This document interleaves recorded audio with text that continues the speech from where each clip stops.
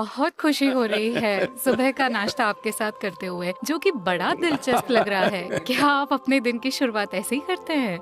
हाँ, जब हम खाना खाते हैं तो वो सबसे ज़रूरी बात जो हमको समझ लेनी चाहिए, भोजन ही वो चीज़ है जो एक लेवल पर हमारे शरीर को बनाता है, दूसरे लेवल पर ये दिन भर चलने के लिए हमारे ईंधन का मुख्य हिस्सा है। जब मैं कहता हूँ ईंधन का मुख्य हिस्सा, मतलब और पहलू भी हैं, यानी पानी, हवा, सूरज की रोशनी। तो भोजन करने का पूरा पहलू ही संतुलित करना है, यानी आपके जीवन में ज़्यादा क्या है। अगर आप एक खास तरह का खाना खाते हैं तो आपकी 70% ऊर्जा उस भोजन से आती है जो आप खाते हैं, जिसका मतलब है पक्का आप दिन में 6 से 8 घंटा सोएंगी। Right, okay. इसका मतलब है शरीर की मरम्मत का समय आपके जीवन का 1/3 है। आपके जीवन का 1/3 हिस्सा यूं ही चला गया बिना आपको पता चले कि हुआ क्या। तो अगर आप अपने खाने का पैटर्न बदल दें, और इसके और भी पहलू हैं, इसमें योग का पहलू भी है, लेकिन अगर आप बदलाव करें, अगर आप इस तरह खाएं, तो आप देखेंगी कि जितना खाना आपको चाहिए होता है वो काफ़ी कम हो जाएगा। आपको अपने आप को केवल इतने पर ही रोक के नहीं रखना पड़ेगा, लेकिन इसके बाद भी अगर आपने कुछ खाया तो भोजन की मात्रा कम हो जाएगी और सूरज की रोशनी, हवा, पानी से ऊर्जा प्राप्त करने की आपकी योग्यता बढ़ जाएगी। अभी जैसा मैंने कहा, ज्यादातर लोगों के लिए उनकी ऊर्जा का 70% भोजन से आता है। अगर आप इसे पलट दें, यानी कि 30 से 40% खाने से आए और बाकी उन 3 स्रोतों से, तो आप देखेंगी कि आपका दिन आराम से 20 घंटे तक चलता रहेगा, बड़े आराम से, और आप ज्यादा जिएंगी। इसका मतलब ये है क्योंकि हर कोई ज्यादा सालों तक जीने की सोच रहा है, पर क्या ये जरूरी नहीं है कि आप ज्यादा घंटे जिएं हर रोज? Absolutely. लेकिन बस इतना ही, या फिर आपके सुबह के नाश्ते में और भी कुछ होता है? वैसे आमतौर पर एक अनार का फल भी होता है।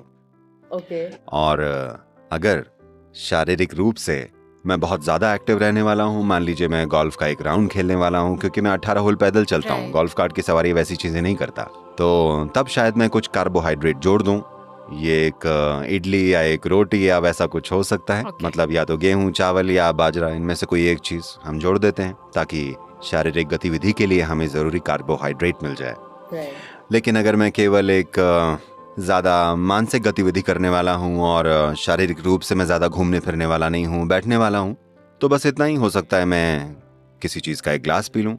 आमतौर पर हमारे पास एक ख़ास तरह का बड़ा तरल सा बाजरे का दलिया या वैसा कुछ होता है जिसे आप कॉफ़ी की तरह पी सकती हैं। मेरा मतलब ये तरल होता है इसलिए। राइट, तो यहाँ मैं ये परोसी गई दिलचस्प चीजें देख सकती हूँ। अगर आप मुझे इसकी इम्पोर्टेंस बताएं, और ये बहुत इंटरेस्टिंग से दिखने वाली पीली और हरी गोलियाँ, ये क्या है? एक है ताज़ी पिसी हुई नीम की गोली, नीम की पत्तियों की गोली। दूसरी है हल्दी की गोली। ओके। हल्दी हम यहीं आसपास बड़ी उपजाऊ जमीन में उगाते हैं, जो पूरी तरह से जैविक या ऑर्गेनिक है, और नीम जाहिर है पेड़ों से आती है। ये दोनों चीजें आपके जीवन में चमत्कार कर सकती हैं। सुबह पहले आप इन 2 चीजों को निगल जाइए।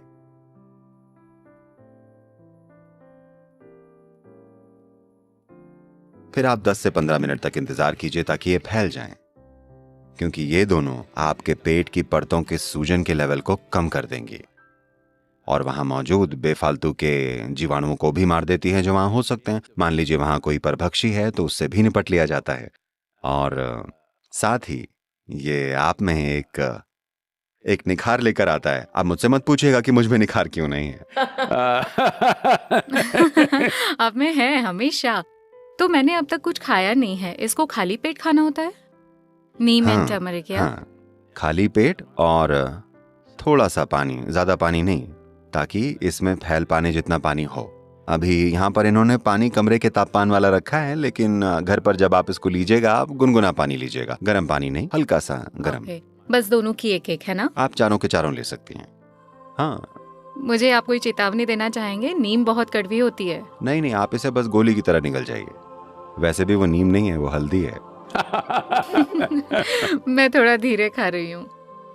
निगल जाऊं पानी के बिना?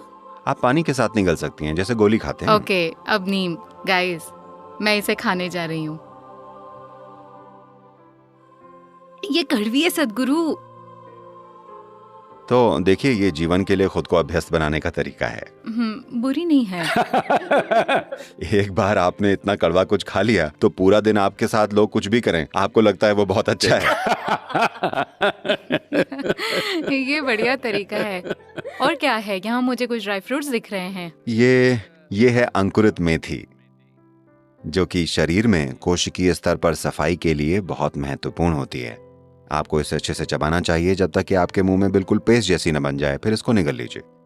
और ये हैं भीगे हुए मूंगफली के दाने। ये 6 से 8 घंटे तक भिगोए गए हैं। तो इसे भिगोना बहुत महत्वपूर्ण है।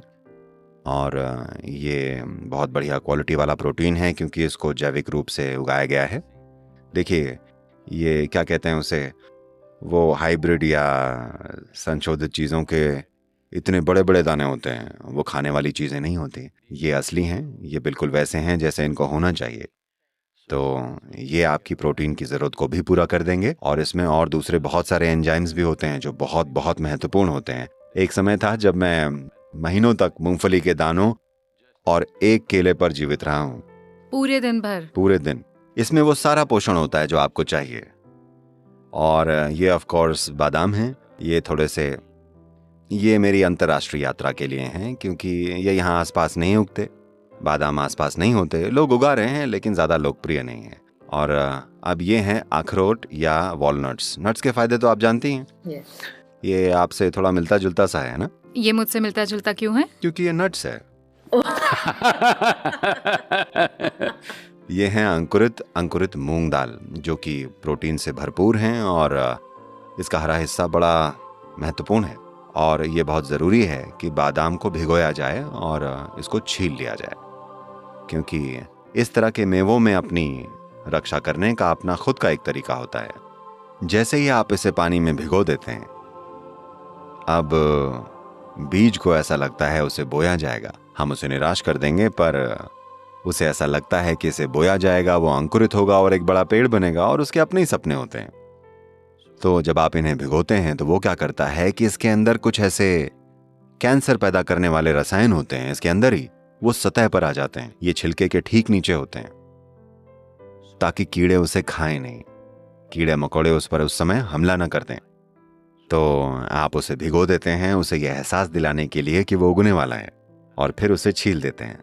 तब आप देखेंगे कि उस तरह के केमिकल्स निकल गए हैं। नहीं तो जब आप बादाम खाते हैं तो आप अनजाने में ही सही कैंसर को पैदा करने वाले हिस्से को भी खा जाते हैं। ओह, ये बड़ी गहरी बात है, मुझे नहीं पता थी। और हाँ, एक बात, मुझे अभी 10 मिनट रुकना पड़ेगा ना, इससे पहले कि मैं ये सब खाऊं। नहीं, आप ट्राई कीजिए। मैं कर सकती हूँ। ओके, बात करते करते करूंगी। मैं शायद बादाम के साथ शुरू करूंगी। आप मेथी नहीं खा रही हैं? मैं लेती हूँ। वो भी कड़वी है। ओह, ऐसा क्या? और ये बहुत अच्छी चीज है। ओके, मैं ट्राई करती हूँ। ये बढ़िया सफाई करती है और ये कोशिकाओं की सूजन को भी मिटा देती है। ये बहुत जरूरी है। ऐसा कोई खाना है जो हमें नहीं खाना चाहिए? आलू पराठा, छोला bhatura, what is that? Sabudana, Butter chicken.